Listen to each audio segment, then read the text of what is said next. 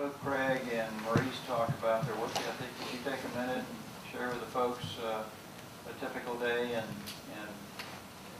I guess what I'm saying is you have purpose when you put your feet in the floor in the morning? Yes, but if you notice my tan, I believe in keeping it. So I spend a lot of time out in the surf, fishing, and golfing. And I also volunteer. I'm a board of director for our Realtor Association, serve on committees there.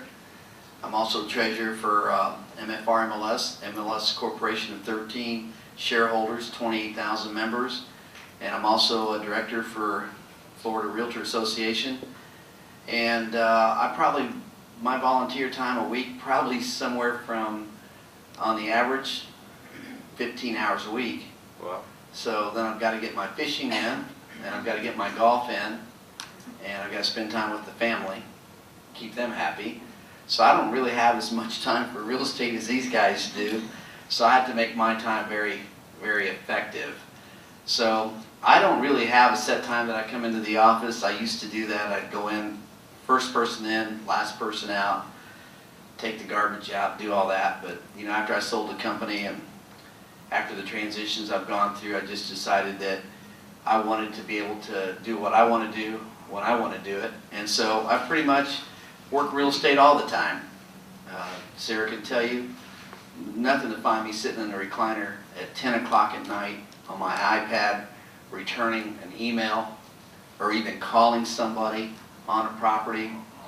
The only time that I'm really not reachable or not responsive, when I mean responsive, I mean very quick, is when I'm standing out in the ocean surf fishing. And I'm going to be out there for a couple of hours, and typically that's high tide. But you know, I forgot to give credit really where credit's due. You know, most guys, most men that are successful have a great wife behind them. And I'm very blessed that I have a great wife. But I'm also very fortunate that I have more than one great woman behind me. Jen Dollar has turned out to be just an awesome person, you know, as one of the owners of the company. And we've had an opportunity because she's a board of director now at Aura, and she's active in a lot of things, and she's a giver and believes in giving back to our profession like I do. I do not spend the kind of money that I used to marketing. I used to run $25,000 to $45,000 as an agent every year, marketing luxury homes. And we just took out our biggest risk on advertising. We just signed a contract. What was that, $150 a month, Sarah? Yeah. So we decided to get back into the marketing game, and we're spending our first $150. Now, when somebody calls me on a listing, or if I call somebody, I decide if I want it. And that's probably a paradigm shift after 28 years. I had one of my customers, which is with a top 3 accounting firm in the United States, referred me a multi-zillionaire client last week. And the gentleman calls me. He lives in Bradenton. There's a property in Orlando. And he said, I'd like to come to Orlando to visit with you and set strategy, become highly recommended. I want you to market this property. Actually, my daughter owns it, but I'm going to help her out on this. I said, that'd be great. I said, are you coming to Orlando to spend the night with your daughter and son-in-law and have dinner with them? He said, no, I'm purposely coming to meet with you at your office and sit down and discuss setting strategy on how we get this property sold. I said, well, I believe in saving my customers, my clients, a lot of time.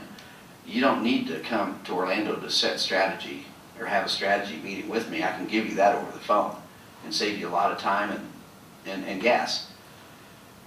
He goes, well, what is your strategy? I said, well, you know, I used to have a really fancy listing presentation, and it was color, and I mean, it had all the graphs and everything, but I got rid of that. And my marketing strategy is 4 words. And he said, that's what you're going to do to market this property? I said, well, it all ties in, and I'll explain it. But the 4 words are, price overcomes all objections. If you're willing to list this property at the price that I give you, then I'll make the decision if I'm going to take your listing or not. I didn't know at the time that this guy was a zillionaire, but he responded like this: you know what? I knew that Jim would refer me to somebody that was a doer. He came into town, Sarah and I met with him, we set strategy, and it was price.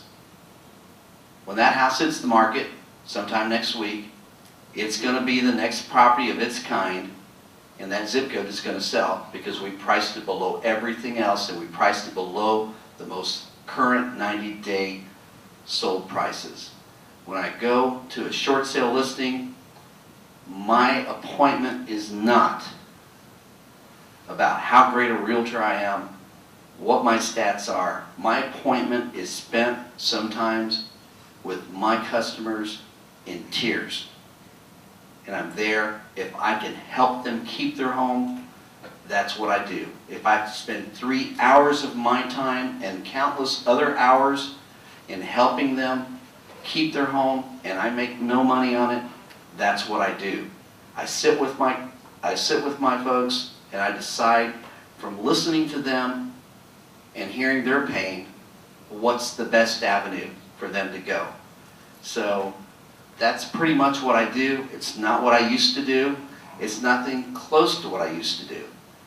But you know what? There comes a lot of comfort when you receive a card and people thank you for helping them through probably their darkest hour, other than a death sentence because of some illness.